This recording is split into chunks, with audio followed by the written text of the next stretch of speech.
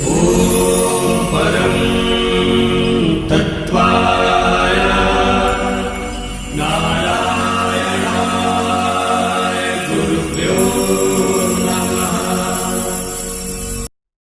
गोल गोल पहन लेती है, इसको कुंडल कहते हैं। ये कुछ नहीं मरता। शरीर के गली के नीचे का हिस्सा मर सकता है, ऊपर का हिस्सा नहीं मरता है। इसलिए तालू में यदि, मगर तुम घर जाके करंट मत देना, क्योंकि अगर आपको ज्ञान नहीं होगा तो बहुत गड़बड़ हो जाएगी। मगर वो तिब्बती दीक्षा ऐसे देते हैं और वह तालू के माध्यम से उस पूरी कील को अंदर समा, पूरे जीवन भर कील अंदर रहती है। कुछ ऐसी नहीं, वह कील अपने आप में स्टील की होती होगी, मगर उसके माध्यम से दीक्षा देकर ही साधना में प्रवृत्त करते हैं। इसलिए कि यह तालु, तालव्य और जीव दोनों का एक संबंध होना चाहिए, क्योंकि हमारे सारे वर्ण अ आ ई लगा करके दो प्रकार के भेद हैं। एक स्वर है, एक व्यंजन है। क से लगा करके ह तक सब व्यंजन कहलाते हैं, यदि आपने भाषा विज्ञान पढ़ा हो तो। और अ से लगा करके अ तक स्वर कहलाते हैं, स्वर और व्यंजन। जीव स्वरों का उच्चारण कर सकती है और तालव्य व्यंजनों का उच्चारण कर सकता है। इस दोनों का पूरा संबंध होने पर सही मंत्र उच्चारण हो सकता है, क्योंकि अकेला व्यंजन तो उच्चारण हो नहीं सकता। व्यंजन के साथ में स्वर लगाना ही पड़ेगा। मां अगर बोलेंगे या का बोलेंगे तो क व्यंजन हुआ और आ की मात्रा स्वर हुआ, स्वर और विन्यास। इसलिए कहा है कि शिवार्थ प्रतिपत्तये जगतः पितरो वंदे वागर्था विव संपत्तो वागर्थ प्रतिपत्तये। कालिदास ने कहा है वाक और अर्थ, जैसे वाक बोलते हैं, शब्द बोलते हैं, उसका अर्थ होना चाहिए तो वाक सही है। आप शब्द बोले और उसका अर्थ हो ही नहीं तो वो शब्द अपने आप में व्यर्थ है। मैं कहूं किशन तो उसका अर्थ है ये किशन लाल, मैं बोलूं मां इसका मतलब मां, बहन बहन, सब बोलूं वाक, वाक अर्थ। और मैं बोलूं हाँ किसको, ही मैं हंस रहा है, साल रो रहा है, ही कर रहा है, क्या है ये ही क्या? जब अर्थ नहीं है तो वाक सही नहीं है। ठीक उसी प्रकार से वाक अर्थ प्रतिपत्तये जगता पितरो वंदे पार्वती परमेश्वरो। जैसे बिना पार्वती के शिव की कल्पना नहीं हो सकती, बिना शिव के पार्वती की कल्पना नहीं हो सकती, इसी प्रकार बिना अर्थ के शब्द की स्थिति नहीं हो सकती, और बिना जीव के तालव्य की स्थिति स्पष्ट नहीं होती, बिना तालव्य के जीव का उच्चारण नहीं होता। मंत्र का उच्चारण ताल, तालव्य और जीव का दोनों का संयुक्त स्वर होना चाहिए। और इसीलिए सुबह आपको नेति करवाते हैं। नेति कराने की क्रिया के पीछे मकसद यह है, वह धोती की क्रिया करवाते हैं, उसके पीछे मकसद यह है कि उस नेति के माध्यम से, भस्त्रिका के माध्यम से सीधा तालु का जीव से संबंध बनता है। आप सोच रहे हैं क्या है सुबह सुबह पहल साहब क्या करवाते हैं, क्या जरूरत क्या है? जरूरत है नहीं तो आप जो कुछ बोलते हैं उन बोलने में आपस में संबंध नहीं बनता। जब संबंध नहीं बनेगा तो उसका अर्थ नहीं बनेगा, जब अर्थ नहीं बनेगा तो इष्ट तक बात पहुंचेगी नहीं। जो मंत्र बोल रहे हैं वो इष्ट तक पहुंचनी चाहिए, और इष्ट उसी भावना को समझे जिस भावना में आप बोल रहे हैं, और वह भावना है उस जीव की और तालव्य के संबंध की। और यह जीव और तालव्य का संबंध भस्त्रिका के माध्यम से और प्राणायाम के माध्यम से ही संभव है। इसके अलावा भी तीन चीजों की और जरूरत पड़ती है। धारणा, धारणा मुद्रा, जिसको कहते हैं धारण मुद्रा, जिससे मंत्र को धारण किया जाता है। विसर्जित मुद्रा, जिसके माध्यम से मंत्र को विसर्जित किया जाता है। पहले मंत्र को लिया, ये सोचा कि ये मंत्र बोलना है, भूर्भुवः ये बोलना है, ये धारण। विसर्जन, इसको निकाला। और प्रस्फुटन, जिसके माध्यम से इष्ट तक पहुंचा दिया। यदि आप चैलेंजर अमेरिका ऊपर रॉकेट छोड़ता है तो विस्फोट करता है। यदि आपको टीवी में देखा होगा तो बहुत तेजी से आग निकलती है और आवाज करता है, वो चैलेंजर ऊपर उठता है। आप जो कुछ शब्द निकाले वो विस्फोट के साथ वहां पहुंच जाए। इन तीनों क्रियाओं को, तीनों मुद्राओं को, धारणा मुद्रा, विसर्जन मुद्रा और उसके साथ ही साथ स्फोट मुद्रा, इन तीनों मुद्राओं के माध्यम से मंत्र का स्फोटीकरण होना चाहिए, मंत्र का उच्चारण होना चाहिए। अब इस सारे प्रवचन से ये क्लियर हो गया कि हमारे इन तीनों मुद्राओं के माध्यम से मंत्र का उच्चारण, और यदि प्राण तत्व का मंत्र का उच्चारण किया जाए तो निश्चय ही उसके माध्यम से हम इष्ट से साक्षात्कार कर सकते हैं, हृदय पक्ष के माध्यम से उसमें इन्वॉल्व हो सकते हैं। यह साधना का एक सीधा रास्ता है, यहां से लगा करके वहां तक का ये रास्ता है, कोई गूढ़ नहीं है, कोई जटिलता नहीं है, कोई मार्ग में जंगल, नदी, पहाड़, तालाब कुछ नहीं आ रहे, सीधा ये रास्ता है। और इस रास्ते के बारे में तिब्बती ग्रंथों में भी यही रास्ता बताया है, और मार्कंडेय पुराण में भी यही रास्ता बताया है, जहां मार्कंडेय अपने शिष्यों को कह रहे हैं कि ऐं ह्रीं क्लीं चामुंडा विच्चे कैसे जपोगे? धारणा के माध्यम से, विसर्जन के माध्यम से, विस्फोट के माध्यम से। और ये तीनों क्रियाएं, ऐं ह्रीं क्लीं, धारणा, विसर्जन, स्फोट, इन तीनों को लेकर के यदि आप स्फोटीकरण करते हैं तो सीधा मंत्र उस चामुंडा तक पहुंचता ही है, और पहुंच करके जो कुछ चाहते हैं होगा ही। हमें तो ज्ञान होना चाहिए, सही स्थिति होनी चाहिए, सही दिशा निर्देश होना चाहिए। और सुबह मैंने लक्ष्मी की साधना के बारे में जब आपको बताया तो उसमें भी ये तो सनातन सत्य है कि उसको प्राप्त करने के लिए भी अभी हम स्थूल चिंतन कर रहे हैं कि ऐसी लक्ष्मी होनी चाहिए, ऐसा ध्यान होना चाहिए, क्योंकि हमने तीनों का एक चिंतन दिया। उस मंत्र को जाप करने के लिए भी आपके तीनों मुद्राएं होनी चाहिए। ये मुद्राएं मैं आपको बता देता हूं कि धारणा मुद्रा कैसे होती है, विसर्जन मुद्रा कैसे होती है, स्फोटीकरण मुद्रा कैसे होती है। यदि ये मुद्राएं आपको ज्ञान नहीं होगी तो फिर आप कर नहीं पाएंगे। और आसन, इसमें आसन 3 प्रकार के आसनों में से कोई भी एक आसन लगाना चाहिए। सबसे पहला आसन सिद्धासन है, जिसमें सिद्धासन में चाहे पुरुष साधक हो चाहे स्त्री साधक हो बैठे, जिसमें पंजों के बल पर एड़ी पर पूरा यह गुह्य प्रदेश लगा हुआ, और जो बैठते हैं जैसे नमाज पढ़ते हुए मुसलमान बैठते हैं वह सिद्धासन है। हनुमान जैसे बैठते हैं वह सिद्धासन है, दोनों घुटनों पर पांव रखे हुए। या पद्मासन में बैठना चाहिए, अगर सिद्धासन में नहीं बैठ सके तो फिर पद्मासन में बैठे।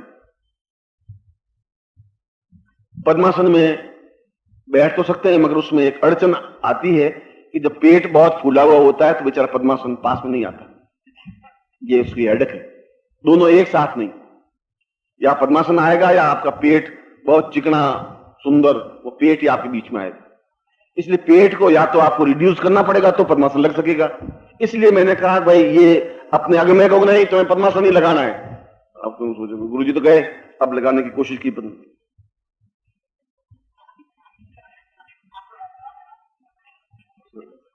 गुरुजी कोई आटा दे देंगे, साला होगा नहीं, आटा देके चले जाएंगे, हमें मालूम है ये होना ही नहीं, इसलिए ठोक दिया पद्मासन। अब पद्मासन कैसे, अब ये कर दिया तो ये तो उठे नहीं, मरे नहीं उठे। अब वो उठ गया तो उस उठने में तुमने सारी शक्ति लगा दी, अब वो कहां से उठेगा। और ये लगते ही ठेठ पेट आकर के यहां खड़ा हो गया। अब वो बेचारा कुछ जगह होगी तो उठेगा।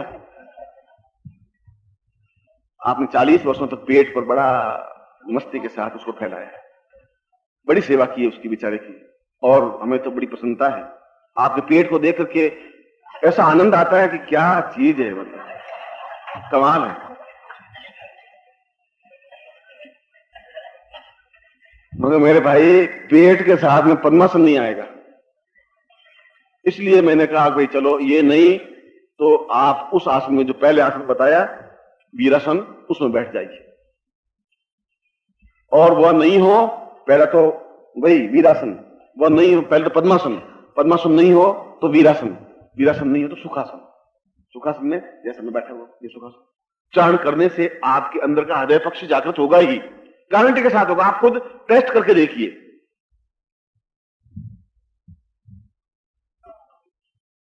और जब हम ऐसा करते हैं तो भगवती लक्ष्मी को, जो मैंने सुबह आपको बताया कि वरदा और षोडशी,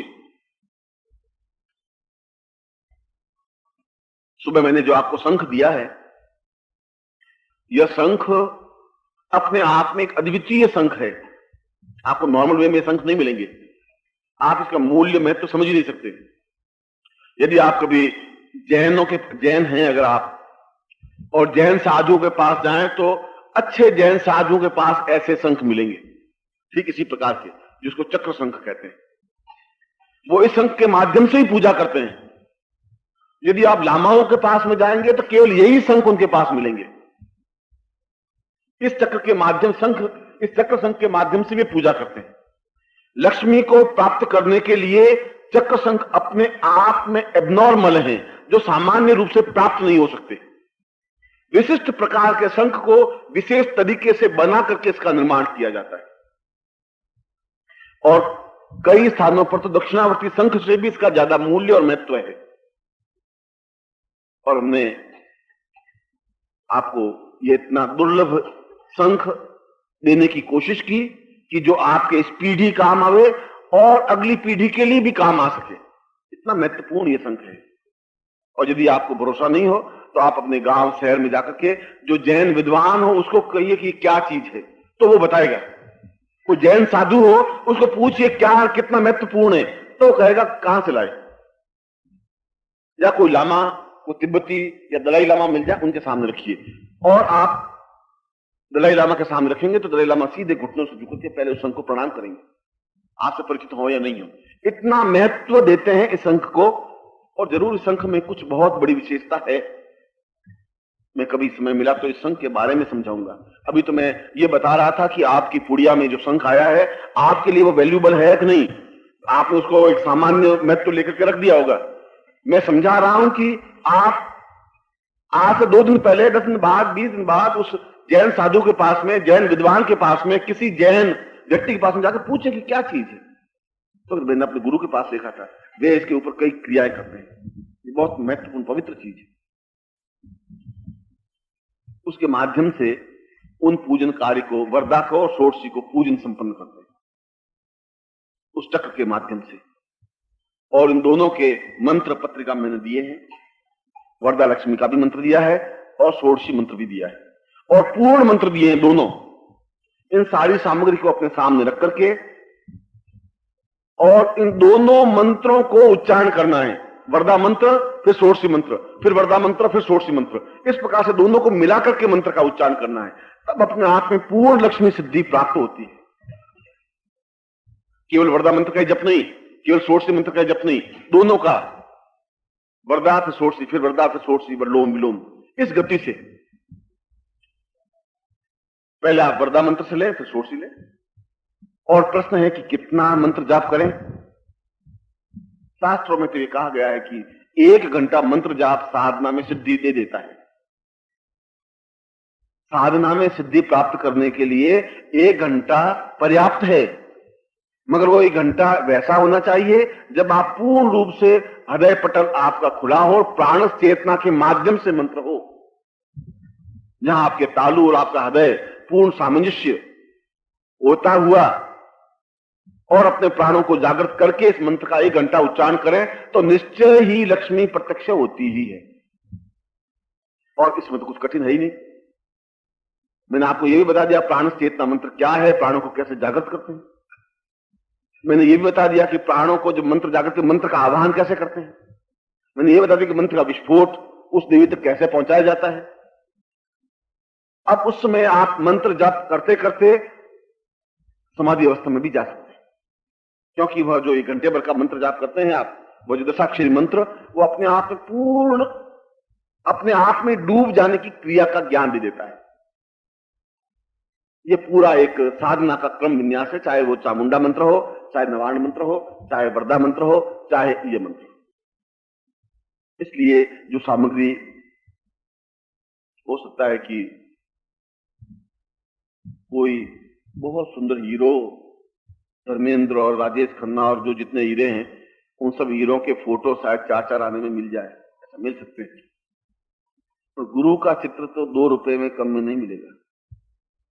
अब आप कहें कि बाजार में मिल जाते हैं 4 आने में, बाजार में जो मिलेंगे वे आपकी तरफ ताकते हुए मिलेंगे, शांति देते हुए नहीं मिलेंगे। ज्ञान को वजन से नहीं तोला जाता है। ये किताब 5 किलो की है इसलिए ज्यादा वैल्यूबल है, ये 20 पेज की है इसलिए वैल्यूबल नहीं है। 20 पेज की किताब में भी उतना बड़ा ज्ञान दिया जा सकता है जो मैंने बोला, मैंने 20 पेज में इसको लिख सकता। और इसके अलावा एक लंबी चौड़ी कहानी वो 400 पेजों में लिखी जाएगी, अब आप खुद कल्पना करिए कि ये ज्ञान ज्यादा वजनदार है या वह जो कहानी किस्सों की किताब की जो 400 पेज की वो वजनदार है। जो साहित्य नष्ट हो सकता है वह साहित्य व्यर्थ है। जो साहित्य कई वर्षों से जिंदा है और कई वर्षों तक जिंदा रहेगा, आप रहे या नहीं रहे। अभी आप नहीं थे, 100 साल पहले आप थे भी नहीं, तब भी ये साहित्य जिंदा था जो मैंने मंत्र बोले। और यदि आप नहीं भी रहेंगे तब भी ये साहित्य जिंदा रहेगा। इसलिए ऐसा साहित्य जो जिंदा रहता है, जो जिंदा रहा है, वह जिंदगी और पूर्णता दे सकता है। इसलिए उस साहित्य की वैल्यू है, उस मंत्र की वैल्यू है। इसीलिए प्रातःकाल उठ करके स्नान संध्या से करके और उस पूर्ण दशाक्षरी मंत्र का जाप करें। और दशाक्षरी मंत्र का जाप करके जब प्राण चेतना की जागृत हो तब आप आवाहनी मुद्रा के माध्यम से उस मंत्र को जपें और विस्फोट करें। 10 बार आवाहनी मंत्र, 10 बार विस्फोटी मंत्र और फिर उस मंत्र का जाप करें। और उस मंत्र का जाप 1 घंटे तक पूरा कर लेते हैं तो वह साधना पूर्ण मानी जाती है। इस पूरे विन्यास में आपको 1.5 घंटा लगता है या 1.25 घंटे लगते हैं। यह पूरा साधना का क्रम है। और उस साधना में वह जो सामग्री है, उस सामग्री को मैं आपके प्राणों से, फिर मैं प्राण शब्द बोल रहा हूं, आपसे नहीं, आप जब बाजार से खरीदेंगे तो आपकी देह खरीदेगी, आपका शरीर खरीदेगा। जब मैं कहूंगा तो उसको आपके प्राणों से जोड़ूंगा। ये डिफरेंस है। आप उस डिफरेंस को समझ नहीं पाएंगे। आप कहेंगे कि ये ठीक है, ये दुर्गा के चित्र तो गुरुजी 10 पैसे में मिलता है। मैं भी कहता हूं आप बिल्कुल सही है, वो 10 पैसे में मिलता है। आपकी उंगलियां, देह की उंगलियां उसको उठा लेती हैं और ला लेती हैं। ऐसे जिस चित्रकार से आप खरीदते हैं उसके यहां 5000 चित्र पड़े और देवी बेचारी आती नहीं उसके घर में। और ऐसे लक्ष्मी के चित्र 2000 पड़े हैं जिसके ऊपर डोरा बांध करके बैठे रखी, उनके घर लक्ष्मी नहीं आ। मगर मैं उसके माध्यम से आपको प्राणों तक लक्ष्मी को पहुंचाता हूं और प्राणों को इन्वॉल्व करता हूं। इसलिए वो लक्ष्मी का चित्र 4 आने का हो सकता है, 2 साल का हो सकता है, 2 रुपए का हो सकता है, 50 रुपए का हो सकता है, और मेरी राय में तो 5 करोड़ रुपए का भी है, तब भी कम। रुपए तो अपने आप में क्या वैल्यू रखते हैं। मैं आपके दिमाग की जो जाले हैं उनको साफ कर रहा हूं कि आपका जो चिंतन है वह चिंतन अभ्यास का है और मेरा आपसे कोई व्यक्तिगत स्वार्थ है नहीं। आपको मैं कसम देकर के बात कर रहा हूं कि जब साधना शिविर खत्म हो जाए तब अपने आसपास के किसी विद्वान से उस चक्रीसन के बारे में पूछना, तब उसकी मूल्य और महत्ता तब मालूम पड़ेगी आपको। तब एहसास करेंगे गुरुजी ने इतने कम पैसों में कैसे दे दिया, क्या किया उन्होंने, उसमें आपको एहसास होगा। अब आप जाके कमरे में डाल दें, पूछे ही नहीं, समझे ही नहीं, यह तो उसके मूल्य की बात हुई। जब उसका लाभ उठाने लगेंगे तब मालूम पड़ेगा कि एबनॉर्मल है जिसको हम लाभ ले सकते हैं। यह तब हो सकता है जब आपके और मेरे प्राणों के संबंध होते हैं। नहीं प्राणों के संबंध हो तो मैं आपको लिए काहे इतनी भाग दौड़ करूं, क्यों इतना ज्ञान मुझे गुड़ देने की जरूरत नहीं। मैं आपको कहता कि चलो मैं पूजन करवा देता हूं आपको, ये आप सामने रख दीजिए और मैं आपको पूजन करवा देता और कुमकुम अभी चढ़वा देता और फिर आपको अच्छा घर में स्थापन कर दीजिए, मैं ऐसा कर लेता। उतने गूढ़ चिंतन में, जिस गूढ़ चिंतन में सर्दियों में रोता हुआ और सारा शरीर उस कट गया उस सर्दी शीत ऋतु में, फिर भी उस मानसरोवर के पास करीब 32-33 दिन रहा और मैं उस पूरे मंत्र को और क्रिया को समझना इसलिए चाहता था कि मैं जान लूं कि किसके माध्यम से उस इष्ट से साक्षात्कार हो सकता है। और इतनी कठिन क्रिया से सीख करके मैं आपको मंत्र दे रहा हूं, रोटियां खिला करके, पूड़ी और सब्जी खिला करके, आराम से नीचे बिछा करके, पंखा और रोशनी लगा करके फिर आपको दे रहा हूं। आप बहुत कठिनाई तकलीफ नहीं देख रहे हैं, तकलीफ मैंने देखी।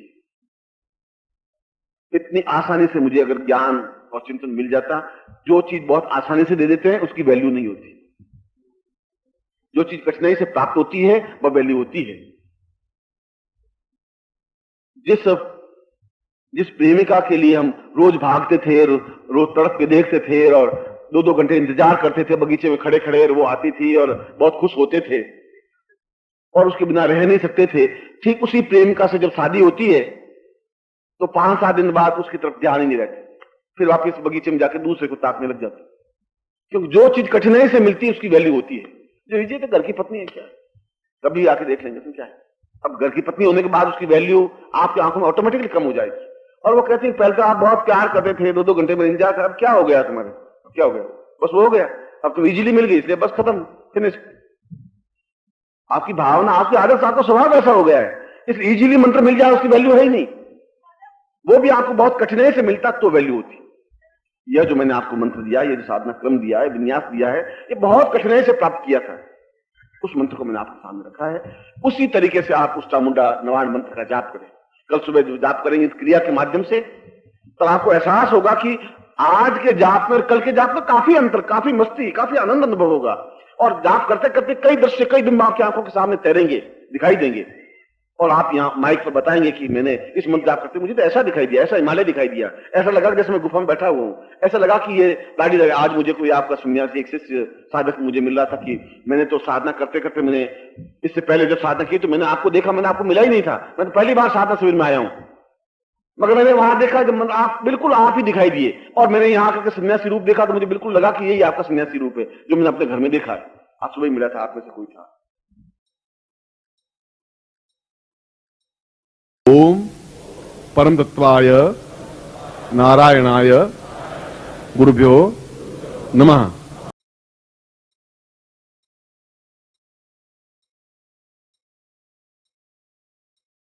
ओम ह्रीं मम प्राण देह रोम प्रतिरोम चैतन्य जाग्रय ह्रीं ओम नमः।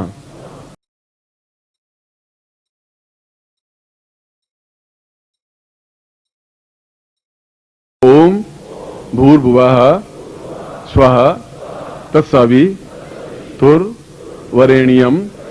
भर्गो देवस्य धीमहि धियो यो नः प्रचोदयात्।